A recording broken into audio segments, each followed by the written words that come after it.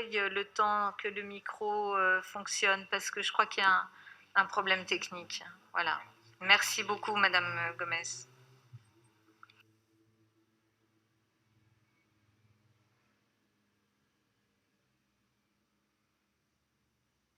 que c'est bon?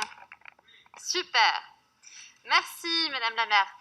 Mal logement, sous-alimentation, détresse psychologique, perte d'emploi et absence de perspective d'avenir. Avec la crise sanitaire, la situation des jeunes a largement dépassé le stade du préoccupant. Les jeunes en emploi ne représentaient déjà en temps normal que 33% des moins de 25 ans, alors maintenant, vous imaginez. À titre d'exemple, depuis le 1er janvier, le réseau d'émissions locales a connu une augmentation de 43% des premiers accueillis par rapport à 2019, dont un nombre de jeunes diplômés jamais vu auparavant. Cette année, plus que les autres, 700 000 jeunes entreront sur le marché du travail en étant embauchés de manière majoritairement précaire. CDD, intérim, vacations. Et ceci est valable y compris pour celles et ceux qui ont pu faire des études. Le bizutage social est encore plus terrible en période de crise où les jeunes font trop souvent office de variable d'ajustement finalement pour les employeurs.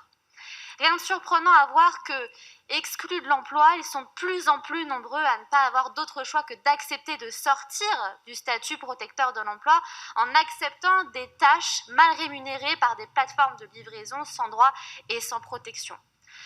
Paris ambitionne de doubler le nombre de bénéficiaires des dispositifs de l'insertion par l'activité économique sur la mandature.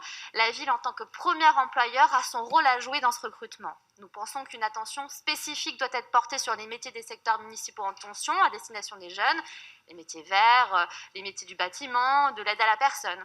Et c'est le sens de notre 4e proposition pour un accès à l'emploi et à la formation au sein de la ville de Paris. Dans ce contexte, d'isolement, de précarité financière, de files d'attente dans les centres de distribution alimentaire et de perspectives plus précaires que jamais, la santé psychique des jeunes nous préoccupe elle aussi tout particulièrement.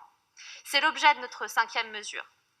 22% des 15-24 ans ont souffert de syndrome dépressif en mai 2020 contre un tout petit peu plus de 10% en 2019. Donc en gros, les chiffres ont doublé, c'est énorme. Les inégalités entre les jeunes se creusent. Celles et ceux issus de milieux populaires, notamment, n'ont pas les mêmes chances et beaucoup déjà, sur le fil, ont perdu pied depuis la crise. Les réponses apportées par le gouvernement ne sont clairement pas à la hauteur. Face à la détresse psychologique, il faut agir et agir rapidement. Or, les chèques psy sont une réponse bien faible et peu aisée à mobiliser par ailleurs, surtout quand on regarde les besoins réels des jeunes. Comme toujours, il a fallu que la ville elle prenne ses responsabilités, qu'elle agisse puisque l'État ne se montre pas à la hauteur, notamment sur la précarité alimentaire. Notons que parmi les bénéficiaires d'aide alimentaire, 79% n'y avaient jamais eu recours avant 2020-2021. Donc il y a vraiment quelque chose de très grave qui se passe.